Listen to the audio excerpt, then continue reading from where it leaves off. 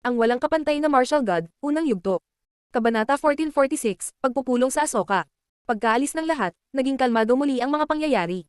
Sina Lin Feng, Xinye at Liu Fei ay magkasamang muli. Itinaas ni Lin Feng ang kanyang ulo at ngumiti na nakatingin sa buwan. Iandi, ang taong iyon ay misteryoso. Mula sa labas ay hindi natin nakikita ang maliliit na mundo, ngunit mula sa loob ay nakikita pa rin natin ang buwan at araw. Ang ganda, sabi ni Xinye na nakasandal sa kanya. Ang ganda ng buwan, katulad mo. Sabi ni Lin Feng. Napangiti ng mapait si Xinye. Lalo ka pang tulala. Si Liu Fei ay mas maganda kaysa sa akin. Depende kung aling pananaw. Sabi ni Lin Feng na tumatawa. Namula sina Xinye at Liu Fei at tinapik ang kanyang balikat. Haha, pareho kayong maganda. Mukha kang sophisticado at eleganteng samantalang si Fei Fei ay sobrang sexy. Sabi ni Lin Feng na nakangiti at niyakap ang kanyang mga babae. Ang swerte mo lang sa amin. Sabi ni Xinye, dapat ba tayong lahat matulog ngayong gabi? Sabi ni Lin Feng, maaari kang manatili sa Fei Fei. Nanatili siya sa akin. Dapat manatili siya sa iyo. Sabi ni Liu Fei. Tumawa si Lin Feng at sinabing, napakakomplikado mo, matulog na lang tayo. Itigil mo yan. Lin Feng, napaka-pervert mo. Sabi ng dalawang babae. Kaya kung alagaan kayong dalawa. Sabi ni Lin Feng na tumatawa. Tumingin siya kay Liu Fei at sinabi, Fei Fei, bukas ng gabi, mananatili ako sa iyo. Siyempre, kung gusto mo, pwede mo rin kaming samahan ngayong gabi. Bastos. Galit na sigaw ni Liu Fei. Pagkatapos ay umalis si Liu Fei kasama si Xinye. Sa isang maliit na cabin, hinubad ni Xinye ang kanyang damit at humiga sa kama sa tabi ni Lin Feng. Ipinulupot nito ang mga kamay sa kanya at hinalikan siya sa labi. Napakagandang gabi para kina Lin Feng at Xinye. Gayunpaman, para kay Liu Fei, medyo iba, hindi siya komportable. Naalala niya tuloy ang sandaling iyon noong nag-iibigan sila noon. Nagtataka siya kung ano ang ginagawa ni Lin Feng at Xinye, iniisip niya kung nag-iibigan din sila. Nang mapagtanto niya kung ano ang iniisip niya, namula siya. Ilang araw si Lin Feng sa maliit na mundo, at lahat sila ay kamanghamanghang mga araw. Hindi siya nag-practice ng cultivation, nakatutok lang siya sa mga kaibigan at kapamilya niya. 3 taon na siyang hindi bumabalik, kaya madalas siyang nakipaglaro kay Wu Shang. Sinahan man at Pu Jun ay kumakain at umiinom kasama niya araw-araw. Napag-usapan din nila ang tungkol sa paglilinang. Tinuruan pa sila ni Lin Feng ng ilang bagay. Minsan, pinag-uusapan din nila ang New Sect. Ginugol ni Lin Feng ang kanyang mga gabi kasama si Xinye o kasama si Liu Fei. Nag-enjoy siya ng husto, gabi-gabi siyang nakikipag-ibigan sa kanila. Napakagandang buhay. Nakaramdam siya ng pasasalamat at nasiyahan din ng mga babae sa kanyang kumpanya. Alam nilang malapit na siyang umalis at hindi nila alam kung kailan siya babalik. Sina Yizu at Yunxi ay nakikipag-chat paminsan kay Lin Feng. Madalas din siyang tinukso ni Xiaoya, hindi nakakagulat na takot si Wu Shang sa kanya, masaya si Lin Feng na makitang lumaki si Xiaoya. Unti-unti niyang nakalimutan ang pagkamatay ng kanyang kapatid at mas lalong namiss niya ang kanyang lolo kaysa dati. Ang palasyo ng imperial ay parang tahanan niya. Sa wakas, kinailangan ni Lin Feng na umalis papuntang Gandu. Sa sandaling iyon, bumalik si Jian Lingkong mula sa Black Feather. Sinira niya ang Tian Sha sect. Sa Ahsoka Valley, unti-unting nawala ang apoy pagkatapos gumamit ng spell si Lin Feng para dayin sila at nakawin ang kanilang apoy. Marami na rin siyang napatay na malalakas na cultivator. Pagkatapos, nawala siya at gustong wasakin ng mga makapangyarihang tao ang Tian Chi, ngunit naprotektahan ito ng isang malakas na spell. Pagkatapos ng labanang iyon, bumangon si Tian Chi at naging mas malakas. Inatake ni Lin Feng ang patriarch ng Xiaoyao sect na pagkatapos ay iniwan si Gan Yu at hinabol siya sa bahwang. Sa huli, bumalik siya kasama ang ilang malalakas na cultivator at muling nilikha ang Xiaoyao sect. Nawasak si Shengang dahil pinatay sila ng malalakas na cultivator mula sa Tian Chi. Nilikha nila muli si Shengang pagkatapos, ngunit ito ay hindi gaanong makapangyarihan kaysa sa Xiaoyao sect. Naroon pa rin ang East Sea Dragon Palace at Jade Heaven, at makapangyarihan pa rin sila ngunit mas mababa kaysa sa Tian Chi. Dahil ang dalawang napakalakas na cultivator ay umalis sa Tian Chi, ang iba pang mga pinuno ng Gan Yu ay nagsimulang muling seryosohin ang paglilinang. Ngayon, nais ni Tian Chi na ayusin ang dakilang pulong ng sekta kung saan ang lahat ng kabataang disipulo ni Gan Yu ay maglalaban-laban. Inorganisa ni Tian Chi ang pulong sa Ahsoka. Doon din naganap ang naunang pagpupulong ng dakilang sekta. Ang lupa ni Ahsoka ay tuyo matapos masunog ang lahat mula sa walang laman na apoy. Ang yugto ng labanan ay naroon pa rin, kaya ito ay magiging isang perpektong lugar upang mag-host ng kompetisyon. Maraming tao mula sa iba't ibang grupo sa paligid ng labanan. Tian Chi, ang Xiaoyao sect, Jade Heaven, ang East Sea Dragon Palace, Shengang, ang Nine Cloud Sword sect, ang Necropolis sect at iba pa. Ang patriarch ng Xiaoyao sect ay nawalan ng braso at hindi pa rin ito nakakabawi. Ang mga spell na puno ng mga banal na marka ay hindi dapat balewalain. Narito ang lahat ng mga pinuno. Naisip ng karamihang nakatingin sa paligid. Ang patriarch ng Xiaoyao sect, si Duan Mo mula sa Jade Heaven, si Mia Qing, ang King Dragon at iba pa, ang pinuno ni Tian Zuan ay naroon din. Noong mga araw na iyon, si Tianzuan ang nangungunang tugatog ng Tianji. Pagkaalis ni na Tianji at Mr. Bai, si Tianzuan ang napiling manguna sa 7 peak dahil sila ay bumangon salamat sa kanila at dahil doon nag-aral si Lin Fang. Bakit mo naisip ang ayusin ang pagpupulong dito? Sabi ng patriarch ng Xiaoyao sect sa malamig na paraan. Gusto pa rin nilang sirain ang Tianji, kaya nabaliw si Tianji na ayusin ang pulong na iyon. Nagkatinginan ng patriarch ng Xiaoyao sect, ang King Dragon at ang iba pa. Gusto ni Tianji na magdulot ng sarili nitong pagkawasak sa pagkakataong ito. Mister, may problema ba? Tanong ng isang matandang lalaki sa patriarch ng Xiaoyao sect gamit ang telepathy.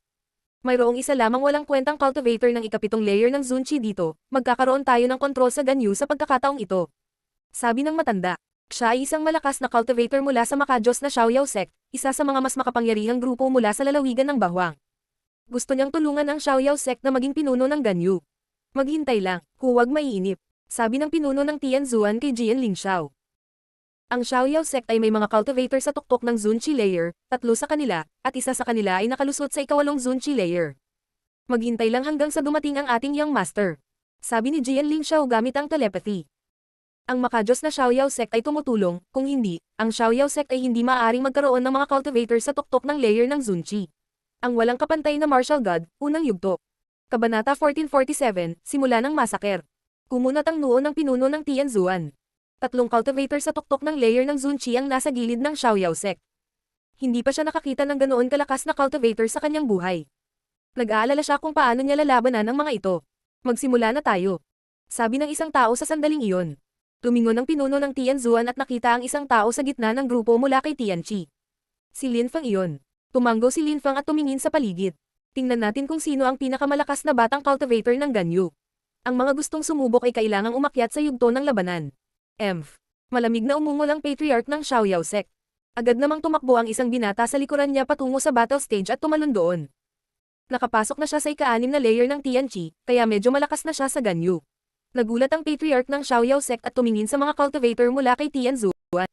Isang binata mula sa Jade Heaven ang tumalon din sa battle stage at pinakawalan ng kanyang chi. Ang binata ng East Sea Dragon Palace ay naglabas din ng Dragon Chi. Pagkatapos, si Shengang, ang Nine Cloud Sword Sect, Jade Heaven, at iba pa ay lahat ay may mga disipulo na tumalon sa entablado ng labanan. Ang ilang mga alagad mula sa ibang mga grupo ay sumali din, ngunit hindi marami. Bakit inorganisa ni Tianchi ang dakilang pulong ng sekta at bakit sa Ahsoka? Ano ang tungkol kay Tianchi? Malamig na tanong ng patriarch ng Xiaoyao sect. Dito, sabi ng isang silweta na umaangat sa ere. Si Lin Fang na naman. Hiniling niya kay Jian Lingxiao na ayusin ang pagpupulong upang ang lahat ng kanyang mga kaaway ay magsama-sama at ngayon ay hindi na nila siya matatakasan. Ang pakikitungo sa lahat ng mga taong iyon ng sabay-sabay ay hindi gaanong mahirap. East Sea Dragon Palace, Jade Heaven, nandito ka na, isip ni Lin Fang. Kailangan niyang dahan-daang lapitan ito. Ang East Sea Dragon Palace at Jade Heaven ay nagpahirap sa kanya ng husto sa nakaraan, maging si Meng Qing ay naging hayop muli dahil sa kanila. Siya ay naging demonyo, pinatay nila ang kanyang guro na si Yan Yu, si Liu Kanglan ay namatay din dahil sa mga bagay na iyon. Gusto ni Lin Fang na ipaghiganti ang mga taong mahal at iginagalang niya. Si King Dragon, si Duan Mo mula sa Jade Heaven, si Mia Qing mula sa Shengang at ang iba pa ay labis na nalungkot matapos nilang makita si Lin Fang, lalo na ang patriarch ng Xiaoyao sect. Muntik nang mahulog si Mia Qing at ang iba pa dahil kay Lin Fang. Mamatay. Ang mga nakakatakot na enerhiya ay lumipat patungo kay Lin Fang. Matagal na nilang gustong patayin si Lin Fang, at nakakapagtaka, dumating siya. Gaano kalakas ang loob mo na ipakita mo ang mukha mo dito? Kahit na malakas ang patriarch ng Xiaoyao sect, pagkatapos na habulin si Lin Fang kay Bahwang, pumunta siya sa godly Xiaoyao sect na pagkatapos ay pinabalik siya kasama ang ilang cultivator sa tuktok ng layer ng Zunchi. Nais ng makajos na Xiaoyao sect na muling bumangon ang Xiaoyao sect sa Ganyu. Sinulyapan ni Lin Fang ang patriarch ng Xiaoyao sect na walang pakialam. Mukha siyang kalmado at payapa. Pagkatapos, tumingin din siya sa mga pinuno mula sa East Sea Dragon Palace at Jade Heaven. Sinisikap niyang tingnan kung may iba pa siyang nakilala. Mabilis, napansin niya ang dalawang silhouette. Ang isa ay mula kay Jade Heaven, ang nagligtas kay Duan Wu daw. Ang isa ay mula sa East Sea Dragon Palace, kinuha din niya si Duan Wuya. Ang mga taong iyon ay mukhang mahina, ngunit noong araw, sila ay napakalakas para kay Lin Fang. Nakikilala mo ba ako? Tanong ni Lin Fang sa dalawang taong iyon. Nagulat sila, syempre nakilala nila siya. Gusto mo bang mamatay lahat? Sabi ni Lin Fang, nakatingin sa kanila sa malamig na paraan. Dapat pag-isipan mo munang mabuti. Agresibong sabi ni Haring Dragon. Nakakatawa si Lin Fang, kung wala ang deployment spell sa Tianchi, matagal na silang namatay. Ganoon ba? Halika at patayin mo ako. Nakangiting sabi ni Lin Fang. Sa tingin mo sapat na ang pagtatago ng iyong antas ng paglilinang. Maaaring malakas ka, ngunit pagkatapos ng ilang taon, hindi ka rin magiging ganoon katatag. Sabi ni Donmo, patayin siya. Sigaw ni Donmo, patayin siya. Patayin siya. Ang patriarch ng Xiaoyao sect, si Mie Qing at ang mga silweta ng King Dragon ay kumikislap. Sino siya? Tanong ng ilang taong hindi nakakakilala kay Lin Feng. Si Lin Feng, dati siyang henyong disipulo sa Tianqi at ngayon ay bumalik na siya. Kahit na lumipas ang mga taon, naaalala pa rin ng maraming tao si Lin Feng. Si Lin Feng yan. Kaya pala, ilang nakababatang tao ang nakarinig na tungkol kay Lin Feng ngunit hindi pa siya nakita. Ang Necropolis sect at ang Nine Cloud Sword sect ay hindi nagpapakita ng anumang emosyon. Gusto din ba nilang patayin si Lin Feng? Naisip ng ilang tao. Patriarch, kasali ang makajos na Xiaoyao sect. Ano ang dapat nating gawin ngayon? Tanong ng isang malakas na cultivator mula sa Nine Cloud Sword sect sa Patriarch gamit ang telepathy.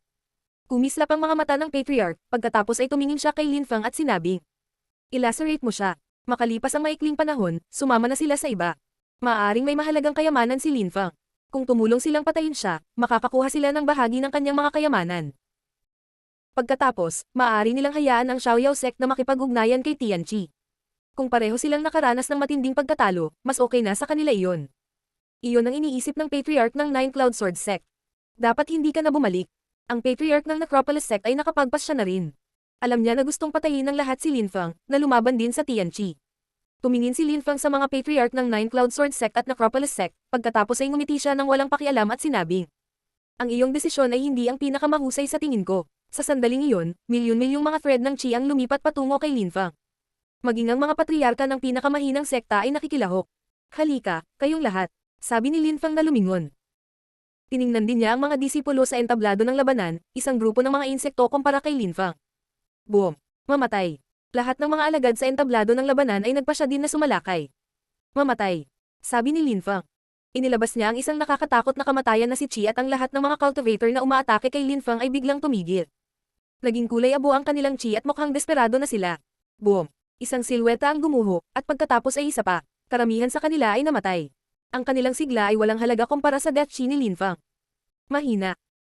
Susunod na batch, ngunit magpadala ng mas malalakas na tao sa pagkakataong ito.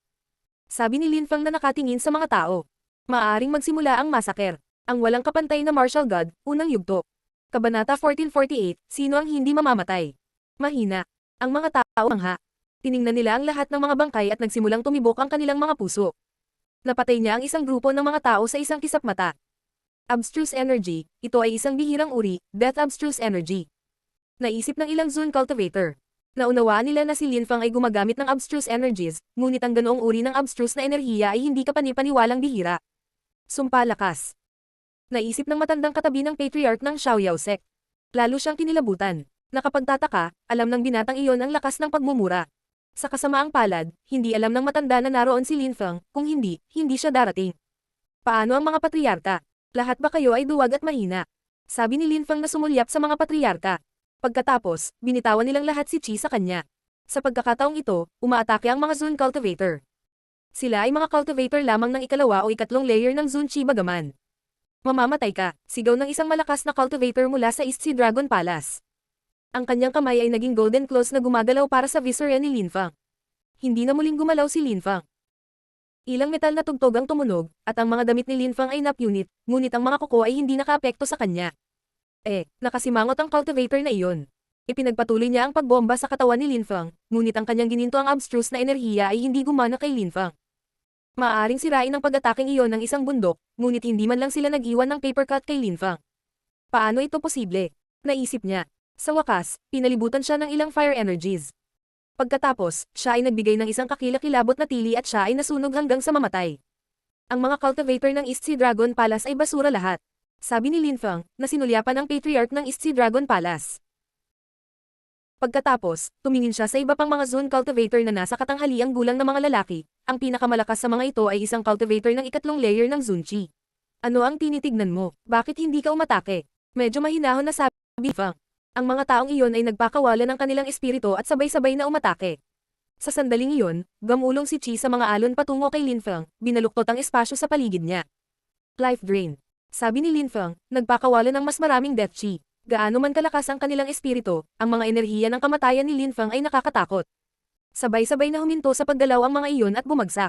Ang kanilang mga bangkay ay nahulog mula sa langit at bumagsak sa lupa. Si Lin Feng ay hindi pa nakakagalaw. Patay na silang lahat, gaya ng dati. Naisip ng karamihan. Ano ang antas ng kanyang paglilinang? Tanong ng patriarch ng Xiaoyao sect habang nakakuyom ang kanyang mga kamao. Ang chi ni Lin Feng ay hindi maarok. Nakapagtataka, nagawa niyang patayin ang napakaraming Zun cultivator na. Ang patriarch ng Xiaoyao sect ay tumingin sa matandang nakakunotang noo, pagkatapos ay sinabi niya kay Lin Feng. Hindi ako sigurado, ngunit gumagamit siya ng death cursing energy para pumatay ng mga tao. Iyon lang, mahirap siyang kalaban. Kailangan pa rin natin siyang patayin. Sabi ng patriarch ng Xiaoyao sect. Isang bangkos ng basura, lahat ay pumunta at atakihin ako ng sabay-sabay. Sabi ni Lin Feng. Pagkatapos ay itinuro niya ang kanyang daliri sa patriarch ng Xiaoyao sect at sa iba pa at idinagdag. Ang patriarch ng Xiaoyao sect, King Dragon mula sa East Sea Dragon Palace, Mia Qing, Duan Mo, ang patriarch ng Nine Cloud Sword, ang Necropolis sect, kayong lahat, halika at atakihin ako. Wala akong pakialam. Sino ang papatay sa kanya? Ang Xiaoyao sect ay pinapahiya ng isang binata, kaya lalong nagalit ang patriarch. Boom! Isang silweta ang tumalon sa stage. Mabilis siyang kumilos gamit ang Xiaoyao agility technique. Mamatay. Sigaw ng cultivator na iyon. Sinuntok niya ang hangin sa direksyon ni Lin Feng, ngunit pagkatapos ay napagtanto niyang wala na si Lin Feng. Iyan ba ang Xiaoyao agility technique na sinusubukan mong gamitin? Tanong ni Lin Feng. Malayo na siya sa di kalayuan at walang pakialam na nakatingin sa cultivator na iyon. Dapat ba kitang turuan kung paano gamitin ito ng maayos? Patuloy siyang tinutuya ni Lin Feng. Pagkatapos, nawala siya at lumitaw ang mga ilusyon sa kanya kung saan-saan. Mukha siyang kumpiyansa at kalmado, iyon ang totoong Xiaoyao agility technique. Namutla ang mukha ng taong iyon, hindi na niya makita si Lin Feng. Dapat subukan mo rin ako. Sabi ni Lin Feng. Sa sandaling iyon, napatay na niya ang nagtangkang umatake sa kanya, at sinipa ang kanyang bangkay patungo sa patriarch ng Xiaoyao sect na nakahuli nito. Galit na galit ang itsura niya. Paano naging napakalakas ni Lin Feng? Boom boom boom. Maraming malalakas na cultivator ang itinapon ng kanilang mga sarili kay Lin Feng, at lahat sila ay kabilang sa iba't ibang grupo. Karamihan sa mga taong iyon ay matatanda na ngayon. Ang elder ng Nine Cloud Sword sect ay partikular na malakas. Ang mga nakakatakot na enerhiya ay gamulong sa mga alon patungo kay Lin Feng. Si Lin Feng ay nakatayo pa rin doon, nakatingin sa mga taong iyon. Pagkatapos ay sinabi niya, mamatay. Slash, slash. Bamaha ang kanyang death chi at inubos ang buhay ng mga taong iyon. Hindi. Sigaw ng malakas na cultivator mula sa Nine Cloud Sword sect. Tumilipad pa rin siya patungo kay Lin Feng at hawak ang kanyang espada nang madaig siya ng death chi. Pagbagsak. Sabi ni Lin Feng. Lumitaw ang mga ilaw ng kamatayan mula sa kanyang mga mata at ang cultivator na iyon ay biglang nagmukhang petrified. Ang kanyang katawan ay naging kulay abo, ang kanyang buhay ay nauubos, pagkatapos siya ay bumagsak at namatay. Mamatay. Sabi ni Lin Feng nang makita niyang may mga nakatayo pa rin. Ang kanyang boses ay naglalaman ng mga lakas ng kamatayan, sapat na sa kanila upang patayin ang iilan na nakatayo pa rin. Sa pagkakataong ito, ang mga matatanda ng lahat ng mga sekta ay patay na at bumagsak sa entablado ng labanan. Imposible. Naisip ng karamihan. Paano naging posible iyon? Maaaring pumatay ng tao si Lin Feng sa pamamagitan lamang ng pagsasabi ng mamatay. Napakalakas ni Brother Lin Feng. Hindi nakakagulat na siya ay isang henyo mula sa Tianqi. Naisip ng ilang tao mula sa Tianqi. Sasama ka ba o hindi? Tanong ni Lin Feng sa mga patriarch. Natakot sila ngayon. Napatay niya ang mga matatanda ng kanilang mga grupo na ang ibig sabihin ay malamang na siya ay kasing lakas nila. Ang isang binata mula sa Tianqi ay naging napakalakas, ngunit gaano siya magiging malakas sa hinaharap? Ang patriarch ng Xiaoyao sect, King Dragon mula sa East Sea, Mia Qing, Duan Mo, kung hindi ka pupunta sa akin, pupunta ako sa iyo. Sabi ni Lin Feng, dahan-daang naglakad patungo sa kanila. Ang mga tao mula sa East Sea Dragon Palace ay naglabas ng chi upang apihin si Lin Feng, ngunit walang gaanong epekto. Patayin siya. Sigaw ng maraming matataas na opisyal ng East Sea Dragon Palace. Pagkatapos ay itinapon nila ang kanilang mga sarili kay Lin Feng. Masyado kayong walang ingat. Sabi ni Lin Feng, naglalakad pa rin ng normal at walang pakialam. Ang malalakas na cultivator mula sa East Sea Dragon Palace ay mukhang mga dragon habang sila ay sumugod pasulong. Ngunit hindi na kailangan pang gumalaw ni Lin Feng, kailangan lang niyang maglakad at ang mga tao sa paligid niya ay namatay mula sa kanyang pagkamatay chi. Nakakakilabot siya. Ang walang kapantay na martial god, unang yugto. Kabanata 1449, kaya mong iling. Nang makarating si Lin Feng sa gilid ng labanan, lahat ng matataas na opisyal ng East Sea Dragon Palace ay patay na at nakahandusay. Nagtataka ang mga tao kung paano naging napakalakas ng binatang iyon. Napansin ng karamihan na si King Dragon mula sa East Sea Dragon Palace ay mukhang takot na takot. Ano ang antas ng paglilinang ni Lin Feng? Noon, ang East Sea Dragon Palace ay pumunta sa Zuyu para patayin ang aking mga tao. Sino ang nagpadala sa iyo kay Zuyu? Sabi ni Lin Feng kay King Dragon. Mahalaga ba ito ngayon? Tanong ni Haring Dragon. Si Lin Feng ay maaring mamamatay, o siya ay mamamatay, kaya hindi na ito mahalaga. Tama ka, ngunit hindi ko mapapatawad ang mga taong lumahok sa masaker, sa makatuwid. Ang mga mata ni Lin Fang ay napuno ng malamig na enerhiya, na natakot kay King Dragon. Tiningnan niya ang mga bangkay at napagtanto na si Lin Fang lamang ang nagdulot ng tunay na banta sa East Sea Dragon Palace. Jian Lingxiao. Sigaw ni Lin Fang. Young Master. Sabi ni Jian Lingxiao, yumuko sa harap ni Lin Fang ng may paggalang. Pumunta sa East Sea Dragon Palace at patayin ang lahat, wala sa kanila ang dapat manatili. Sabi ni Lin Fang na walang pakialam. Malinaw na narinig siya ng lahat. Hindi. Galit na sigaw ng Haring Dragon. Patriarch. Sabi ni King Dragon sa Patriarch ng Xiaoyao Sect, humihingi siya ng tulong. Ang Patriarch ng Xiaoyao Sect ay mukhang walang pakialam, gusto niyang makitang lumaban sina Lin Fang at King Dragon para makita kung gaano kalakas si Lin Fang. Roger, Young Master. Sabi ni Jian Lingxiao. Pagkatapos ay umalis siya sa hindi kapani-pani walang bilis. Kapag tapos ka na sa kanila, pumunta sa Jade Heaven at patayin din ang lahat ng naroon. Sabi ni Lin Fang. Tumanggo si Jian Lingxiao sa di kalayuan. Nakarinig ang mga tao ng sonic boom nang umalis siya. Ang mga tao, lalo na ang mga tao mula sa Jade Heaven, ay nanginginig. Patayin siya. Sigaw ni Duan Mo sa Haring Dragon. Gayunpaman, sa sandaling iyon, humakbang pasulong si Lin Fang at yumanig ang lupa sa ilalim niya. Tumingin si King Dragon kay Lin Fang, pakiramdam niya ay mamamatay na siya. Mukha siyang desperado ngayong napagtanto niya na hindi si Jian Lingxiao ang pinakamalakas na cultivator. Ang mga tao ay nanunood habang itinaas ni Lin Fang ang kanyang kamao at ang espasyo sa paligid ni King Dragon ay naging distorted. Hindi. Galit na sigaw ng Haring Dragon. Gusto niyang lumaban pero hindi niya magawa. Tumunog ang mga pagsabog, at ang ulo ni King Dragon ay sumabog sa hindi mabilang na mga piraso. Talaga bang King Dragon iyon? Naisip ng karamihan. Hindi sila makapaniwala sa kanilang mga mata. Nawasak ba siya ni Lin Fang sa isang suntok? Nahulog ang katawan ng Haring Dragon. Nanginginig ang katawan niya sa lupa na walang ulo.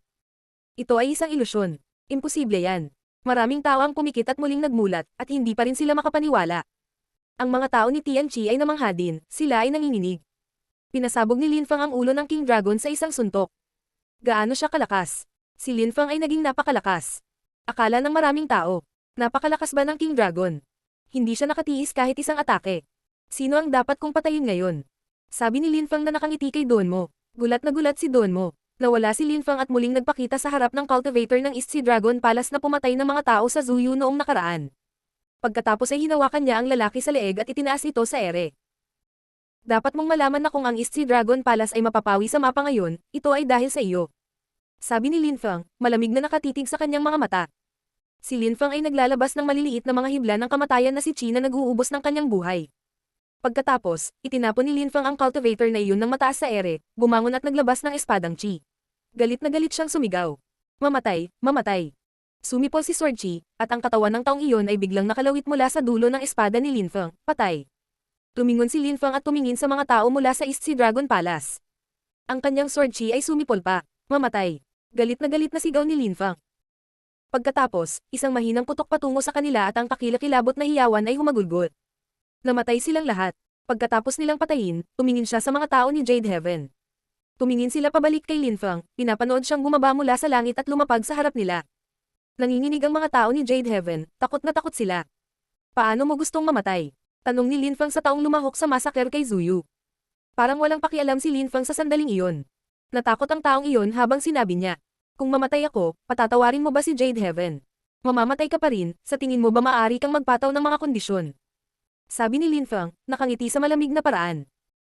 Halos patayin na nila ang mga kapamilya niya, ang babaeng pinakamamahal niya, ang mga kaibigan niya. Hindi niya mapapatawad ang mga ito. Patawarin mo sila. Iyon ang pinakamalaking biro sa mundo. Namutla ang mukha ng taong iyon, mukhang wala ng pag-asa. Gaano kalunos-lunos, malipol si Jade Heaven dahil matagal na niyang pinatay ang ilang tao sa isang maliit na bansa. Walang sino man ang maaaring mag-isip ng ganoong kahihinatnan. Patriarch ng Xiaoyao Sect, bakit hindi ka pa umaatake? Sabi ni Duan Mo sa Patriarch ng Xiaoyao Sect. Ang matandang lalaki sa tabi ng Patriarch ng Xiaoyao Sect ay hindi sigurado, sinusubukan pa rin niyang hawakan ang lakas ni Lin Fang. Lahat, kung hindi tayo magkapit kamay para patayin siya, mamamatay tayong lahat. Nagisteryosong sabi ni Duan Mo kay Mia Qing sa iba. Hindi na kailangang sumigaw. Mamamatay kayong lahat, kahit magkapit kamay pa kayo. Sabi ni Lin Fang. Pagkatapos ay huminga siya ng malalim at nagpakawala ng death abstruse energy na nakapalibot sa lahat ng miyembro ng Jade Heaven. Mamatay. Galit na sigaw ni Lin Fang. Maraming mga tao na mas mahina ang namatay kaagad. Ito ay mas nakakagulat kaysa noong pinatay ni Lin Fang ang mga tao mula sa East Sea Dragon Palace. Namatay ang lahat maliban kay Duan Mo. Tumingin si Lin Fang kay Duan Mo na kung saan, mas lalo siyang nanginginig sa takot. Isa kang demonyo.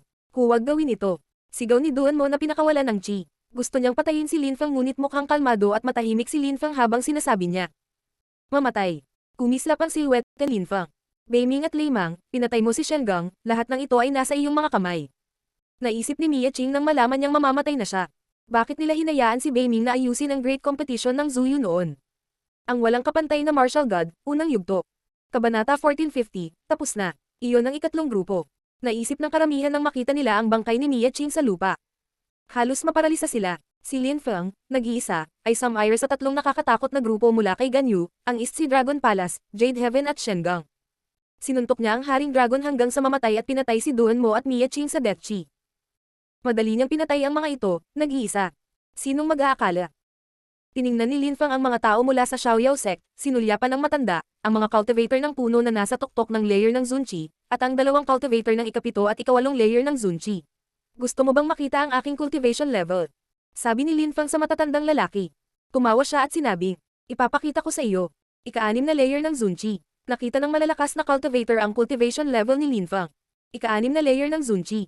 Siya ay kasing lakas ng patriarch ng Xiaoyao sect, ngunit madali niyang napatay ang King Dragon at ang iba pa.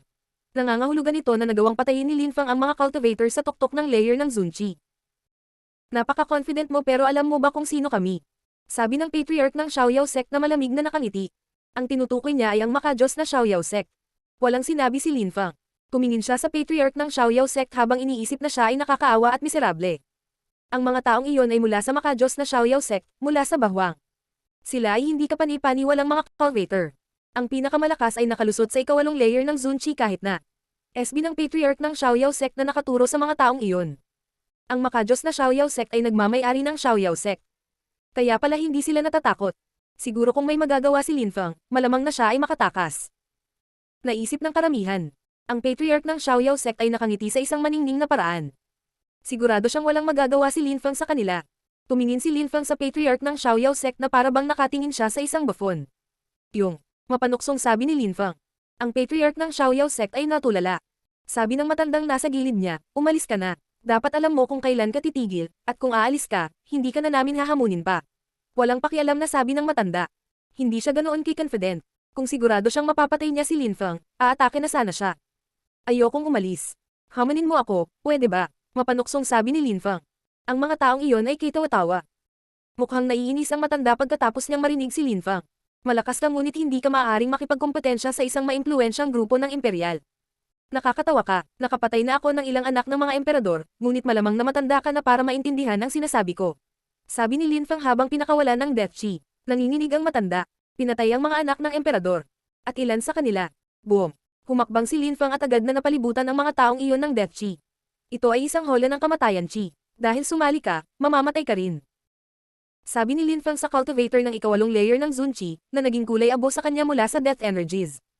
Kamahalan, taga-Bahwang ka rin. Mangyaring patawarin ng makajos na Xiaoyao sect. Takot na sabi ng matanda. Wala kang kwenta. Sabi ni Lin Feng.